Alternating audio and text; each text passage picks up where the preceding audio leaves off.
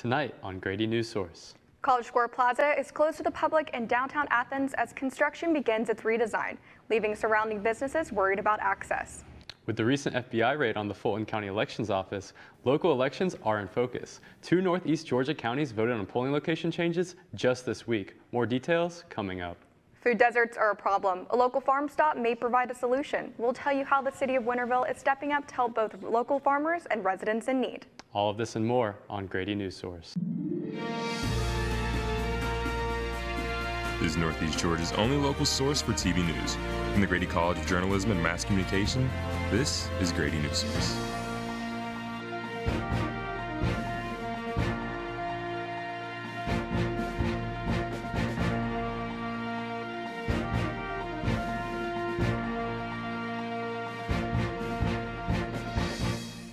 Welcome to Grady Newsource, your source for news in Northeast Georgia. I'm Alex Arwood. And I'm Andrew Otten.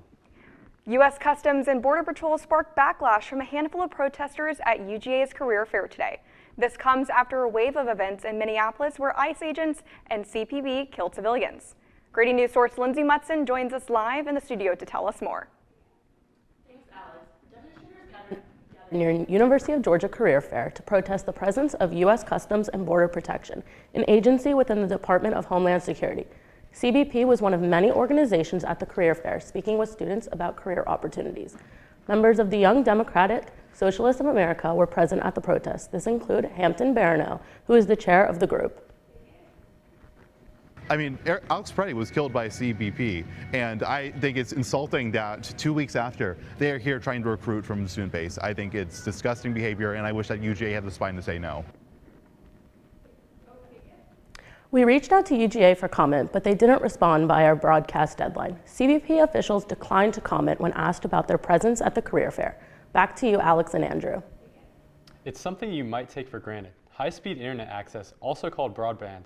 Sonia Sutkavich explains how some residents in Northeast Georgia are affected. In Madison County, broadband isn't given, and it's hurting local businesses. Brenda Duncan, a mom and florist, says she still has difficulty promoting their products in downtown Athens. Sometimes it just sits in buffers. It's almost like there's too much going on for you to be able to get into what you need to in a timely manner. According to the U.S. Census, 87.4% of Madison County residents have broadband access. In Fulton County, that number rises to 93.5%, highlighting a continuing digital divide between rural and urban communities. Madison County Chairman Todd Higdon says expanding broadband access has become a priority. It's vital. We have so many home-based businesses. We don't have brick and mortar. There's so many contractors, plumbers, electricians that work straight out of their house. So being able to connect those guys was huge. These red, orange, and yellow dots represent parts of Madison County that have limited broadband access, trailing behind more urban areas like Athens and even more so Atlanta. With help from grant funding, including an $18.4 million state grant through Spectrum Southeast, Higdon says broadband infrastructure continues to expand. And they tell us that by the time this money runs out, that our county will be 100% served. But even as broadband coverage expands, some residents still have trouble with connectivity issues. Areas with spotty coverage rely on resources like the Madison County Library to get internet access. We have some folks who come in every single day that we are open to use our computer to get on the internet. Though in today's digital world, libraries might not be the first resource that comes to mind. Not everybody knows we're here. Not everybody knows that they can come get internet access, either their own device or our computers. And this will all take time. Will it fix everything? Absolutely not. You're still going to have homes that's unreached. For now, some residents may find themselves buffering. For Grady Newsource, I'm Sonia Sutkavich. Feathers in downtown Athens. Reporter Jack Little explains more about the construction on College Square. We're trying to make money, so it's concerning. Mike Bradshaw, owner of the grill right here in Athens, is one of several business owners that have been affected by the construction in College Square. Like down in my office, it's shaking. Like I'm sitting at my desk and I can feel my desk shaking.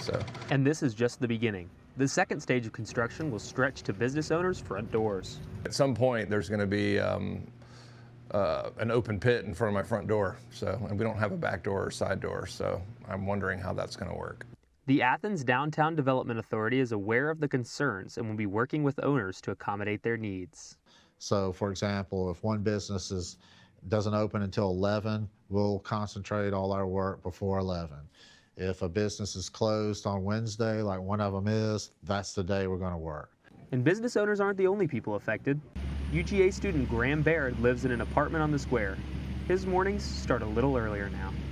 You get a lot of noise that's a little louder than what you normally experience and definitely wakes me up. But even with the disruptions, Baird is excited for the future of College Square.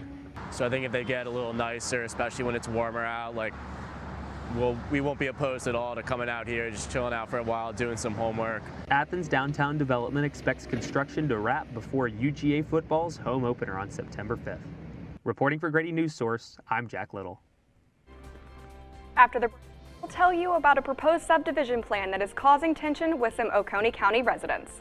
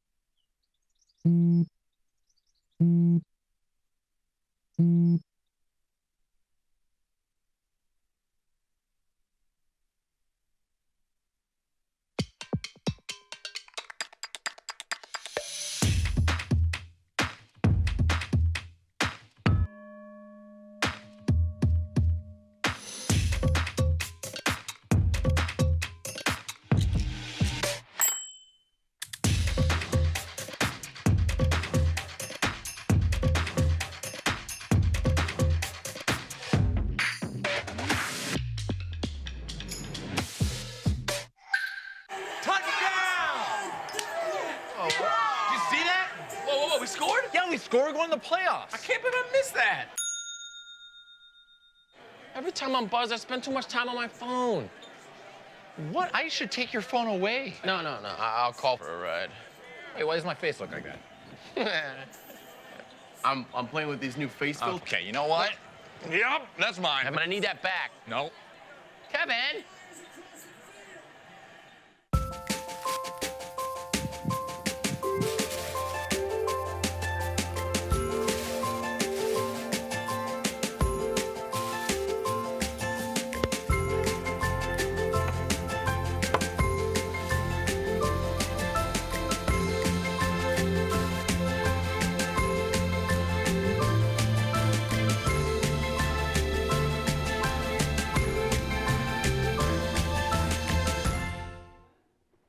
Welcome back from break.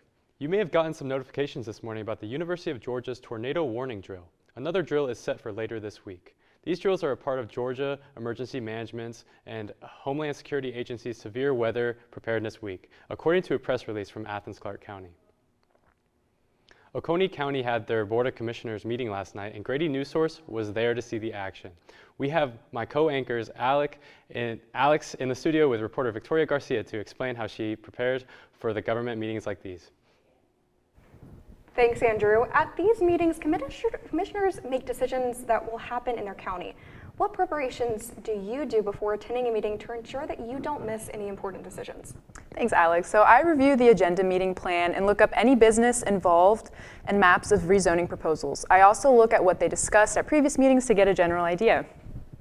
So what is your workflow during and after a meeting? I make sure to set up my mics and tripod beforehand. I get B-roll outside of the building, inside, and close-ups of documents and attendees. During the meeting, I move around the room to capture footage of commissioners speaking. It's important to take notes as well and make note of attendees who spoke up so I can interview them after the meeting is over. And you went to the Oconee meeting last night. How would you describe the atmosphere at the meeting last night? There was definitely tension between residents of Oconee and commissioners, but I think this meeting was necessary to discuss these land matters because it gives voice to the people. Overall, commissioners did their best to understand where residents come from, but to also look at it from a construction business point of view. Let's take a look at this tense meeting. The Oconee County Board of Commissioners met Tuesday to discuss zoning matters and approve a new subdivision proposal in the rural town of Farmington. Half of Oconee residents in attendance at the meeting opposed construction, causing tension among residents and commissioners. Is we don't really have, or not supposed to have, subdivisions in the south part of Oconee County, as it was the county's desire for it to stay agricultural. The construction company, JLE Farms, requested to build 7 lots on a 25-acre piece of land in Farmington. Residents were concerned about increased traffic and disrupting the small-town feel. Amanda McCoy, founder of Athens Area Horse Community, believes it's crucial to maintain land conservation and preservation. Approvals like this, once you start to approve them, then the next person who wants to add more lots to a private access drive, they can reference this and say, well, you approved it. For them, how am I different? With growing concerns over staying rural or becoming residential, planning directors discuss what recommendations work best for the county. We have to develop this plan, and we have multiple meetings with the public and all different types of community groups, and to build this essentially development guide, and then our recommendations are based on that, and then that's what's sent to the board, and usually the board. Reporting for Grady Newsource, I'm Victoria Garcia. Coming up after this break, 2 Northeast Georgia counties voted on polling locations.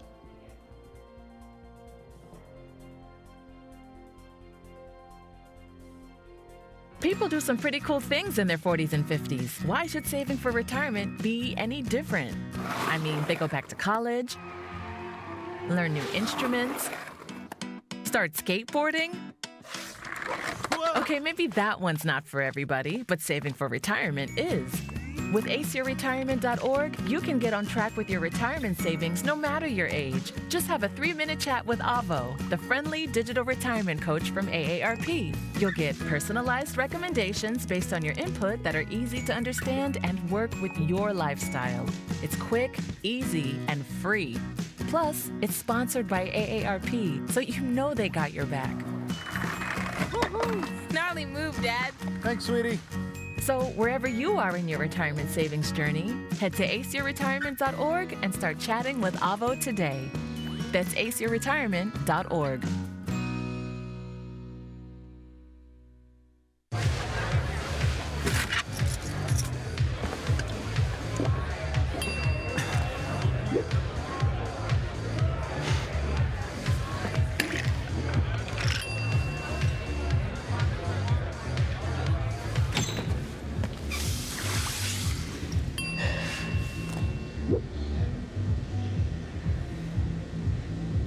If you need to do something to feel okay to drive, you're not okay to drive.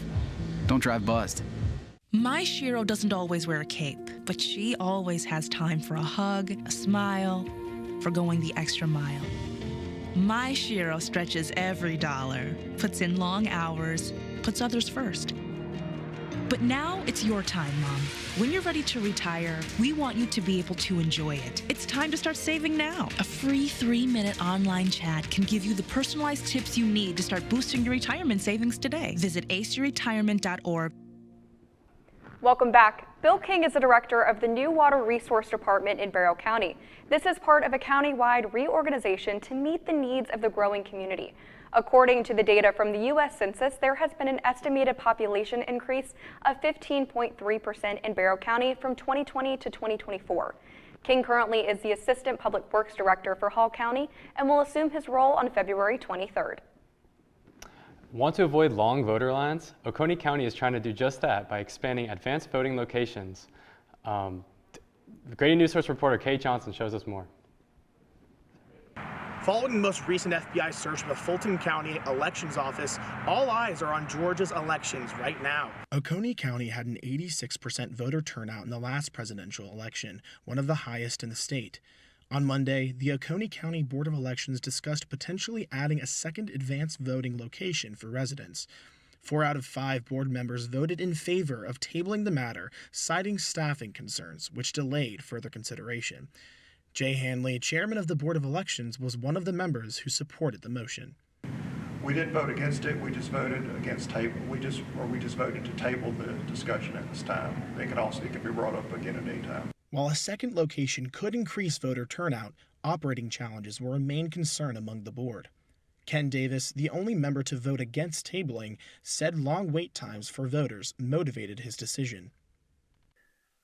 Well, one thing we're trying very, very hard to do is not have lines with people waiting and have a reason for people to not come out and vote. So based on that, I think we'll make a determination by that. I'm not saying it's dead completely.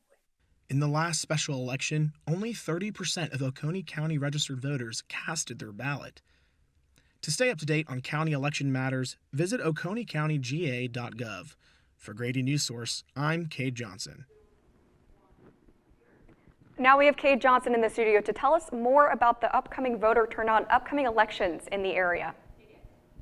Thanks, Alex. Ahead of upcoming elections, Grady Newsource looked at 2024 primary election turnout data from the Georgia Secretary of State.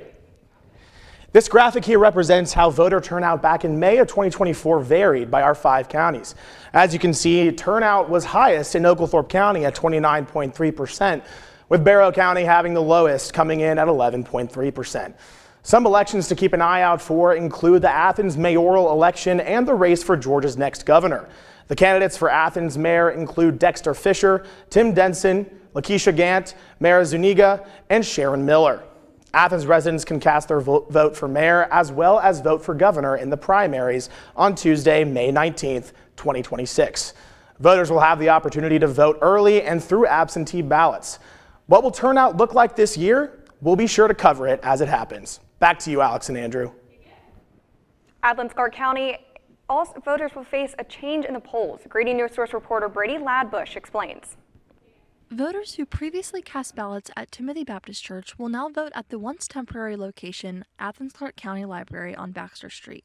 The voting locations were previously split between 7A and 7B. Now, voting will take place in 7B at the Clark County Library. Timothy Baptist administration contacted us and said it wasn't something that they wanted to continue to do. It conflicted with their calendar too much. Gotcha. And they're a private entity, so we had to honor that and look for a new location. So we already have a polling location there for precinct 7B, and we just combined the two. These walls right behind me will then create 3 total rooms for voting to take place. For more information about the changes, visit accgov.com. Reporting for Grady Newsource, I'm Brady Ladbush. Thanks, Brady. We'll be back right after the break.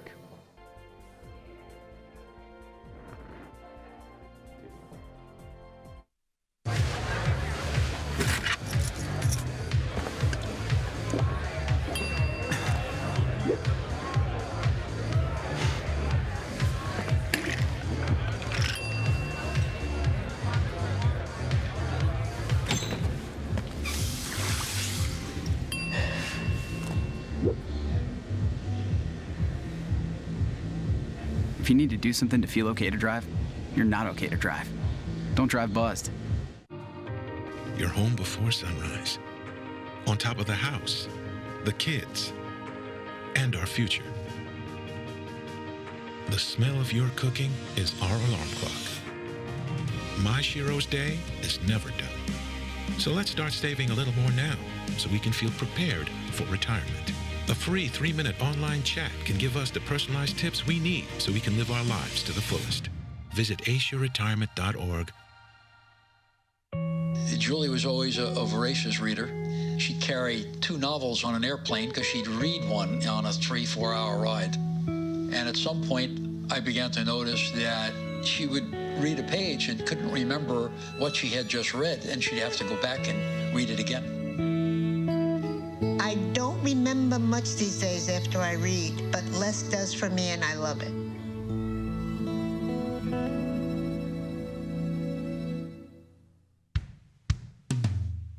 Hey world, I have a quick message. It's about safe driving. All right, let's go. Anytime you're driving, have the seatbelt buckled tight. Both hands on the wheel and your phone out of sight. When not in your hand, trying to text somebody back. Because if you do, your car might get smacked. The moral of the story, just put your phone down. The people on the road will stay safe and sound. Put your phone down, put your phone down. People on the road will stay safe and sound. Yeah.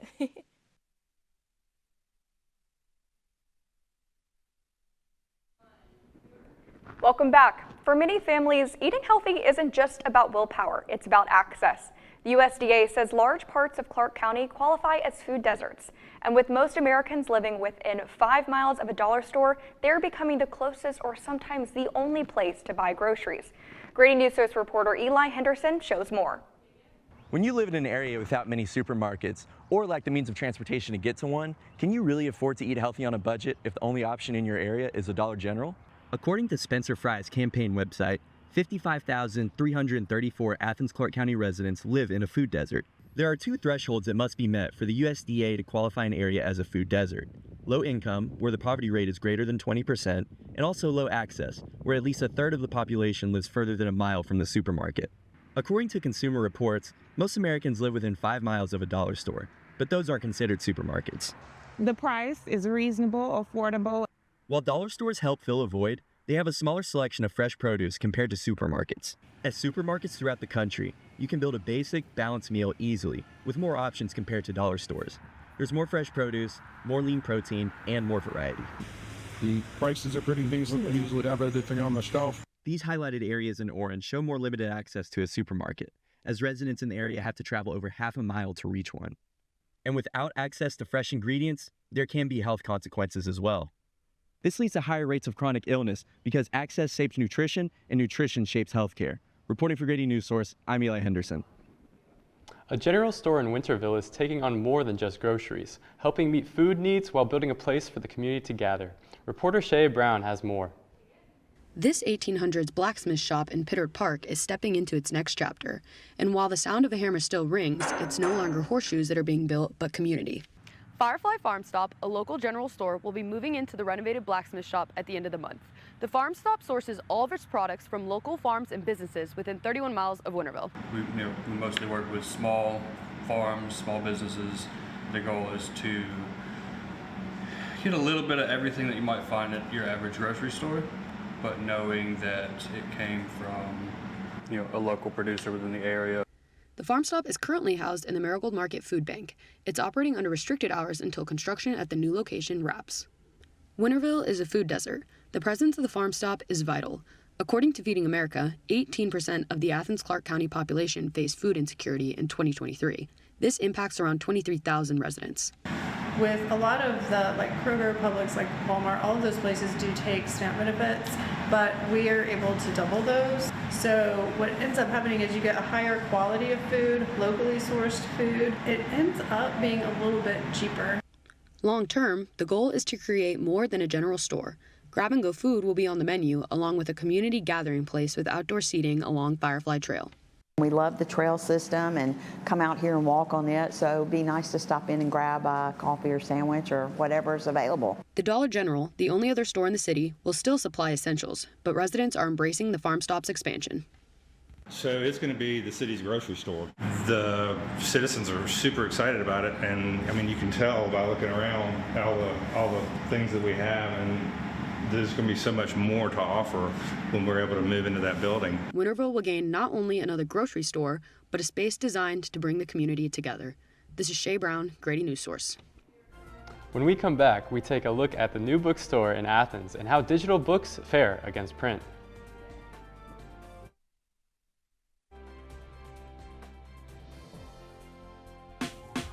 Last week, Brandon met a girl on a dating app. One day after work, he finally found the courage to ask her out. No answer. He started to panic. Was he being too pushy? Maybe it was too... Hey, sorry I didn't respond. I was driving. I would love to go on a date. How does tonight sound? Brandon tried to play it cool, but inside he knew. A girl so smart, so responsible. She must be a keeper. A lot of people say, when you're going somewhere, you don't want to look back. But I beg to differ. For her to see her father celebrate his graduation, it's the best feeling in the world. I can't lie and say it was easy. But sometimes you just have to stop everything and take it in. I looked at everything in a different light. I realized it started with me going back and getting my high school diploma. Jordan knows he shouldn't eat this entire bowl of nachos, but tonight he's earned that right because a few hours ago in the middle of happy hour, he recognized a sign. Not from the gods or a bolt of lightning, but from a double heart, a kissy face, and a fourth ha in ha ha ha. That's when Jordan knew he was buzzed. So when it was time to go, he got a ride home instead of driving. Be a legend like Jordan. Recognize your buzzed warning signs and get a ride home. Buzz driving is drunk driving. There is a road laid out for me. First night here, but Amy seems cool. Leading down to the river. I am blind, but I need not see. What do you think? I know this road is there for me. If I'm really free, take me down to the river and walk. A new bookstore in downtown Athens is dusting off old questions about digital books. Reporter Jack Cooney explains more about the divide between physical and digital reading. E-books are a seemingly popular alternative to hardcover and paperback, but what does the landscape really look like? Rec Room Books, a new and used bookstore in Athens, opened on Friday, January 30th under the Jittery Joes. They not only also sell e-books, but they can appreciate the advantages that e-books bring. I think there are certain things that with ebooks that you can do with changing the background color, not be so hard on the eyes, changing the font size, and I like that it's become interactive for people that have trouble reading. A 2021 Pew Research study showed that 3 in 10 adults have read an ebook in the past year. However, the shelf life of an ebook may steer some towards print. How long do you think publishers keep digital text up and available? I'll tell you, I know the answer to that. Usually, at best, 10 years. Book lovers are slightly split on the issue, as a 2022 Mediasphere survey found around 65% still prefer physical. Some even utilize both print and electronic books. I really go about 50-50 on physical and digital. Despite ebooks being a preferred option by many, brick-and-mortar retailers like Barnes & Noble, as well as independent bookstores like Rec Room Books, have seen steady expansion in the past year. So while digital books remain popular, we haven't closed the page on print. For Grady Newsource, I'm Jack Cooney. Curling kicked off today for the 2026 Milan Cortina Winter Olympics, but the opening ceremony won't begin until Friday at 2 p.m. With the Winter Olympics kickoff this weekend, a new gallery at the UGA Special Collections Libraries is bringing the games closer to home.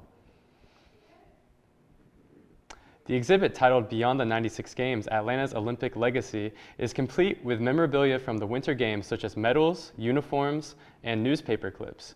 It even features a torch from the opening relay, one of which was carried by former UGA student Dr. Edwin Kendrick, the 1995 Mr. Wow, Bulldog. This is such a fantastic opportunity. I would say one of the highlights of my career, actually.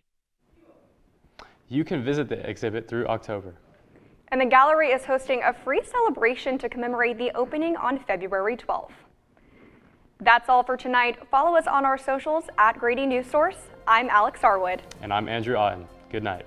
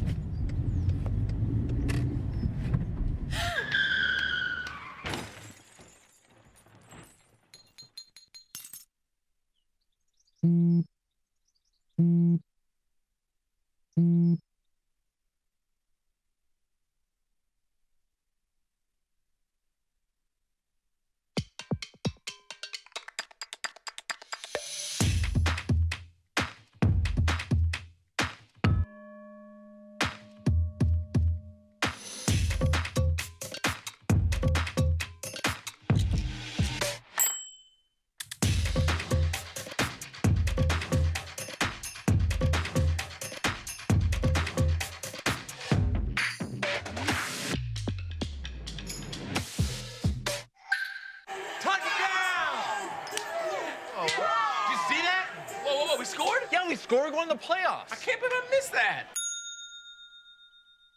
Every time I'm buzzed, I spend too much time on my phone. What? I should take your phone away. No. I'll call for a ride. Hey, why does my face look like that? I'm playing with these new face filters. Okay, you know what? Yep, that's mine. I'm gonna need that back. No.